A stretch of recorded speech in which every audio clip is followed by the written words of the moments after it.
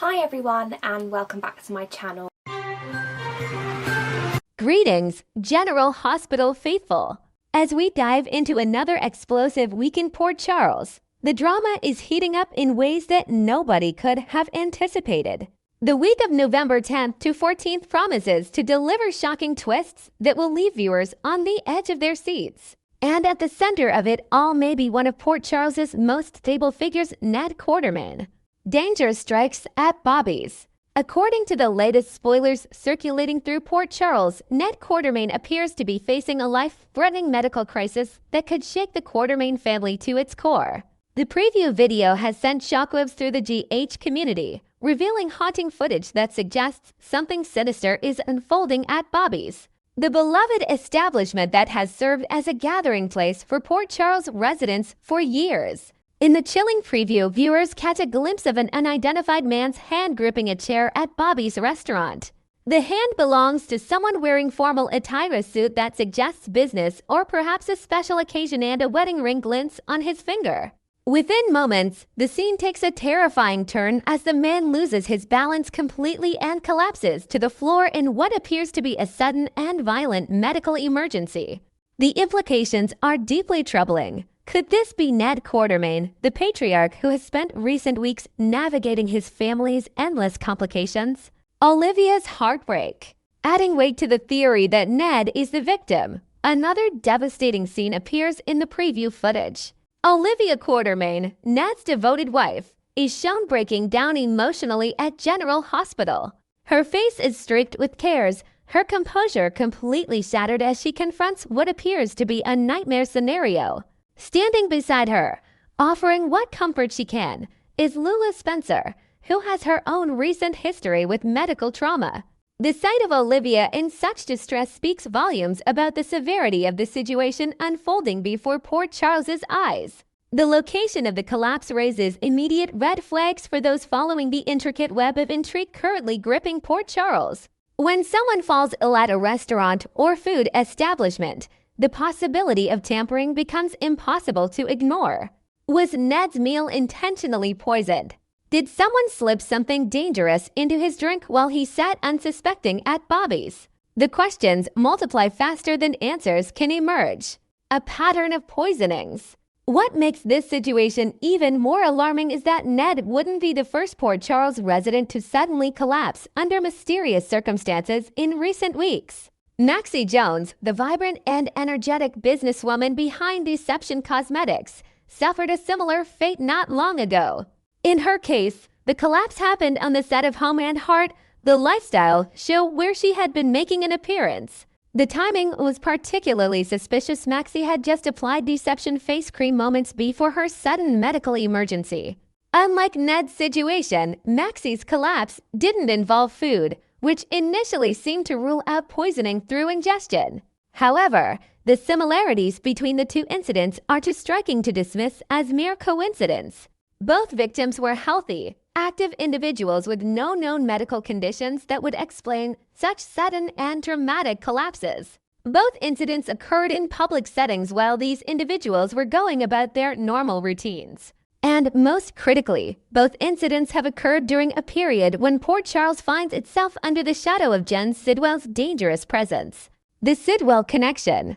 General Hospital fans have been buzzing with theories about Jen Sidwell's involvement in Maxie's poisoning, and those same theories now extend to Ned's potential poisoning as well. Sidwell has established himself as one of the most ruthless antagonists Port Charles has seen in recent memory. His track record speaks for itself. This is a man who has made countless ominous statements about eliminating his enemies, who operates without moral constraints, and who views human life as expendable in pursuit of his goals.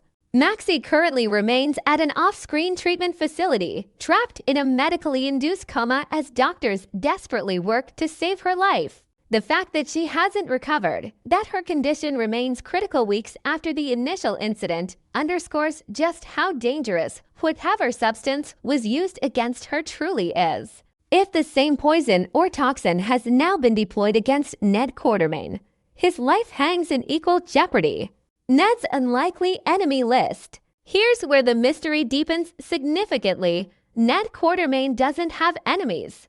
Unlike many Port Charles residents who have accumulated adversaries through years of mob connections, romantic triangles, or business rivalries, Ned has maintained a relatively clean slate. He's a family man, a devoted husband, and someone who has spent recent months dealing with internal Quartermaine family drama rather than making external enemies. So why would anyone target him?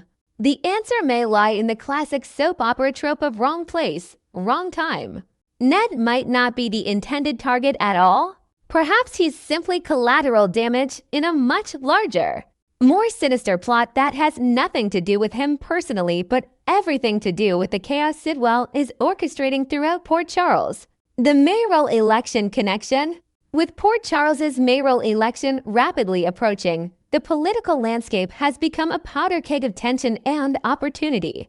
Speculation runs rampant that Jens Sidwell intends to interfere with the electoral process in dramatic fashion. A man like Sidwell doesn't simply stand by and let democracy run its course. He manipulates, he controls, he eliminates obstacles. One compelling theory suggests that Sidwell's real target might be Laura Collins herself. As a mayoral candidate and a figure of moral authority in Port Charles, Laura represents everything Sidwell opposes. She's principled, she's incorruptible, and she's dangerous to his plans. Taking her out of the picture would serve Sidwell's interests perfectly. But what if the poisoning attempt went wrong? What if Ned, through some twist of fate or circumstantial mix-up, consumed food or drink that was actually intended for Laura? A meal of gratitude gone wrong.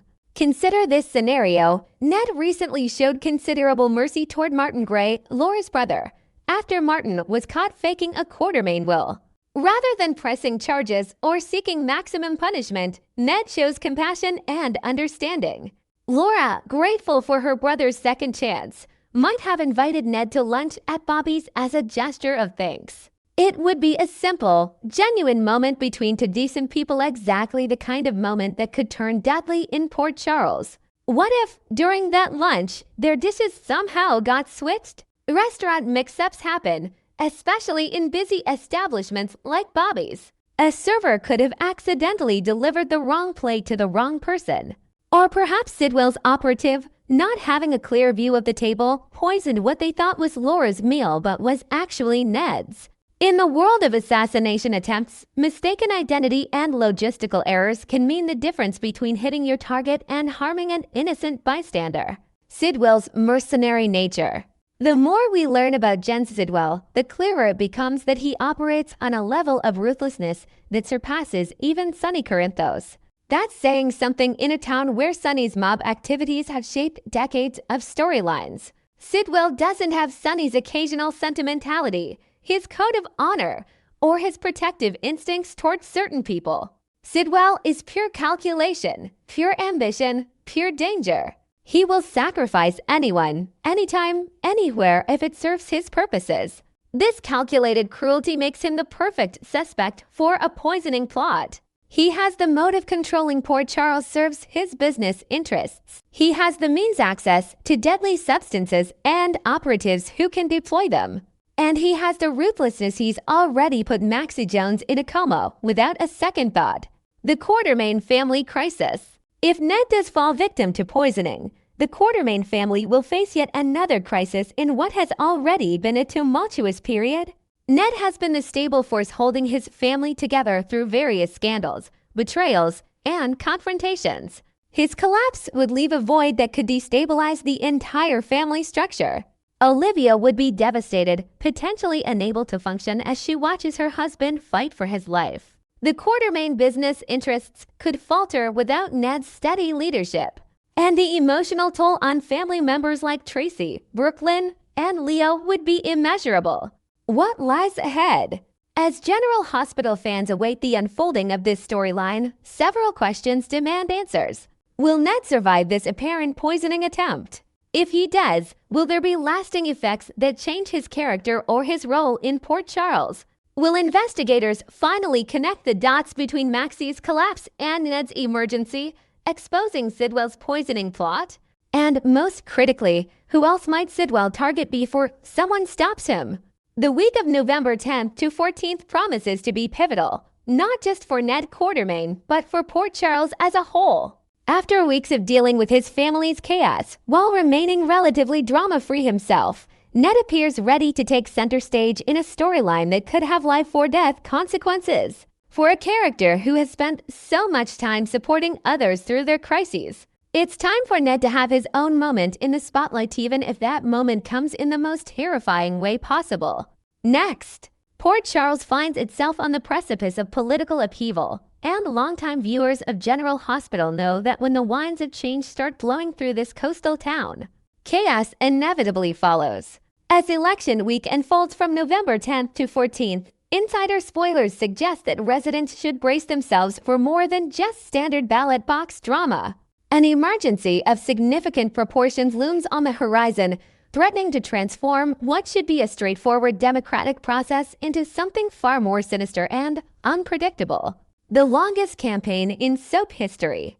The mayoral race has stretched across months of storylines, testing the patience of even the most devoted General Hospital fans. What began as a relatively straightforward political contest has morphed into an intricate web of manipulation, power plays, and backroom dealings that would make even the most seasoned political operatives blush. Laura Collins, Port Charles's beloved and respected mayor, initially appeared untouchable in the polls. Her years of dedicated service to the community had earned her widespread admiration and what political analysts would call an insurmountable lead. Citizens remembered how she navigated previous crises with grace and determination, always putting Port Charles first. Her approval ratings soared above 70% for much of the early campaign season, suggesting this election would be little more than a formality. However, the landscape has shifted dramatically in recent weeks. A formidable coalition has assembled against her, comprised of Drew Cain, the charismatic businessman with questionable ethics, Jen Sidwell, whose criminal enterprises operate in the shadows of legitimate business ventures, and their hand-picked candidate Ezra Boyle.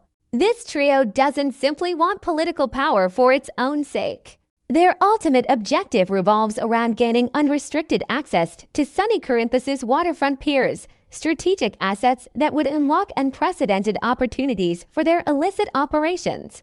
These piers represent more than just real estate. They're gateways to smuggling routes, money laundering operations, and a host of illegal activities that could transform Port Charles into a criminal hub. The weaponization of friendship. Laura's vulnerability stems from an unlikely source, her decades-long connection to Sunny Corinthos himself. Drew and Sidwell have masterfully exploited this relationship, painting it as evidence of corruption and cronyism. They've launched a sophisticated disinformation campaign suggesting that Laura has consistently shown favoritism towards Sunny's business interests, turning a blind eye to his more questionable activities in exchange for political support. Television advertisements featuring ominous music and carefully edited footage have flooded local airwaves, while social media has been weaponized to spread rumors and innuendo. The reality proves far more nuanced than the attack ads suggest. Laura and Sunny share genuine familial bonds through young Rocco Falconeri, Sunny's grandson whom Laura adores. Their friendship spans years, rooted in mutual respect and shared history rather than political convenience. Laura has never compromised her principles or her duty to Port Charles for personal relationships. She's confronted Sunny when necessary, held him accountable when his actions cross legal boundaries, and maintained a delicate balance between personal loyalty and public responsibility. Nevertheless, perception often matters more than truth in politics, and Drew's campaign has successfully chipped away at her once commanding lead. Recent polling data suggests the race has tightened considerably, with Laura maintaining only a marginal advantage that could evaporate overnight. The emergency scenario. General Hospital spoilers deliberately employ vague terminology when referencing the impending emergency, leaving the door open for multiple interpretations. This ambiguity has sparked intense speculation among fans and soap opera analysts alike. Will Mother Nature deliver a catastrophic storm system that batters Port Charles on election night?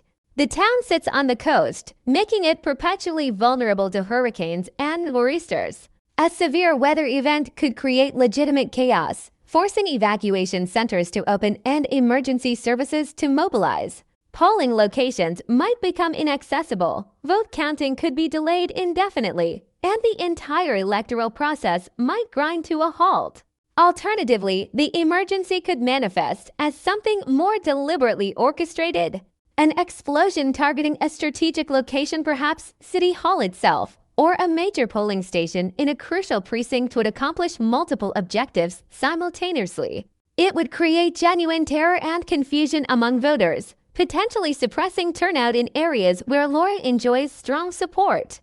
It would also provide cover for more nefarious activities, as first responders and city officials scramble to manage the crisis. Drew and Sidwell have demonstrated repeatedly that they're willing to cross ethical and legal boundaries to achieve their goals. Orchestrating a false flag operation, while extreme, wouldn't be entirely out of character for individuals this desperate and ruthless. Power outages and electoral manipulation. Another intriguing possibility involves a widespread power outage crippling Port Charles's infrastructure at the most critical moment. Modern elections depend heavily on electricity to operate voting machines, tabulate results, and communicate outcomes. A blackout affecting the entire town would create unprecedented complications. Election officials might be forced to postpone voting, extending the campaign period and giving Drew's operation additional time to consolidate support or manufacture favorable circumstances. In the darkness and confusion, ballot security becomes nearly impossible to guarantee. Chain of custody protocols break down when officials can't properly monitor or document the handling of ballots. Laura Collins, despite her political savvy, remains fundamentally a person of action who prioritizes immediate human needs over strategic positioning. If a genuine emergency strikes Port Charles, regardless of whether it's natural or manufactured, her instincts will compel her to shift from campaigning to crisis management. She wants to be on the ground, coordinating with emergency services, comforting frightened residents, and ensuring that vulnerable populations receive adequate care and protection.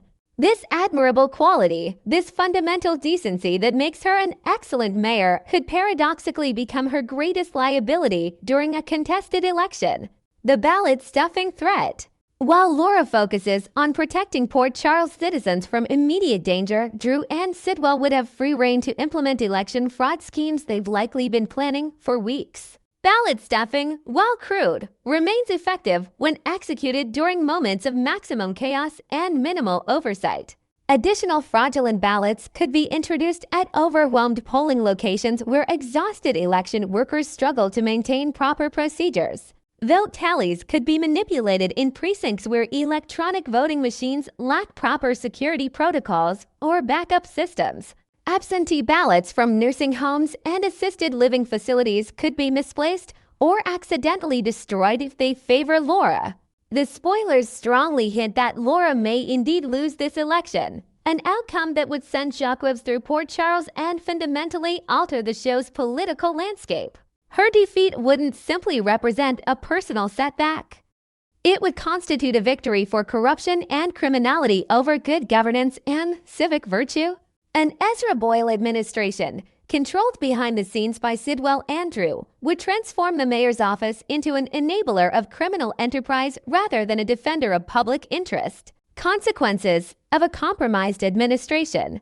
The implications of Laura's potential defeat extend far beyond typical political transitions. With their puppet mayor installed, Sidwell and Drew would gain virtually unrestricted access to Sunny's peers and the lucrative opportunities they represent. Port Charles could become a haven for organized crime, with city government actively facilitating rather than combating illegal activities. Law enforcement might find their investigations mysteriously stymied by lack of resources or political interference. Honest city employees could face pressure to resign or compromise their integrity. The fabric of community trust that Laura spent years weaving could unravel in months. The coming week promises to deliver high-stakes drama that will reverberate through storylines for months to come. Whether the emergency proves to be a legitimate crisis or an orchestrated scheme, election night in Port Charles will be anything but routine. Longtime viewers understand that in this town, major events rarely unfold as expected, and the combination of political intrigue, criminal conspiracies. And personal relationships creates volatile conditions where anything can happen. As the polls open and residents cast their ballots, one certainty remains: Port Charles will never be quite the same once the votes are counted. Thanks for watching, guys. See you soon. Bye.